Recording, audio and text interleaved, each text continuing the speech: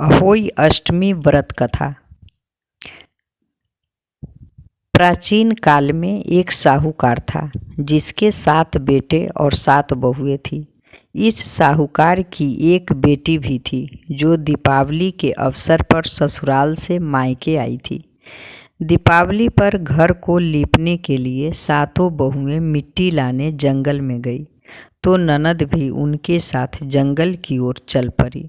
साहूकार की बेटी जहाँ से मिट्टी ले रही थी उसी स्थान पर स्याहू अपने 7 बेटों के साथ रहती थी। खोदते हुए गलती से साहूकार की बेटी ने खुरपी से स्याहू का एक बच्चा मर गया। स्याहू इस पर क्रोधित होकर बोली, मैं तुम्हारी कोख बांधूंगी। स्याहू की यह बात सुनकर साहूकार की बेटी अपनी 7 भाभियों से एक एक करके विनती करती है कि वह उसके बदले अपनी कोख बंधवा ले। सबसे छोटी भाभी ननद के बदले अपनी कोख बंधवाने के लिए तैयार हो जाती है। इसके बाद छोटी भाभी के जो भी बच्चे थे वह सभी 7 दिन बाद मर जाते हैं। 7 पुत्रों की इस प्रकार मृत्यु होने के बाद उसने पंडित को बुलवाकर इसका कारण पूछा।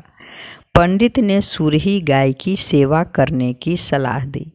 सुरही सेवा से प्रसन्न होती है और उसे स्याहू के पास ले जाती है। रास्ते में थक जाने पर दोनों आराम करने लगते हैं। अचानक साहूकार की छोटी बहू की नज़र एक ओर जाती है। वह देखती है कि एक सांप गरुड़ पंखनी के बच्चे को डसने जा रहा है और वह सांप को मार देती है। इतने में गरुड़ पंखनी वहां आ जाती है और खून बिखरा हुआ देखकर उसे लगता है कि छोटी बहू ने उसके बच्चे को मार दिया है। इस पर वह छोटी बहू को चोंच मारना शुरू कर देती है। छोटी बहू इस पर कहती है कि उसने तो उसके बच्चे की जान बचाई है। गरुड़ पंखनी इस पर खुश होती है और सुरही सहित उन्हें स्याहू के पास पहुंचा देती है। स्याहू छोटी बहू की सेवा में प्रसन्न होकर उसे 7 पुत्र और 7 बहुएं होने का आशीर्वाद देती है। स्याहू के आशीर्वाद से छोटी बहू का घर पुत्र और पुत्र की बधुओं से हरा भरा हो जाता है।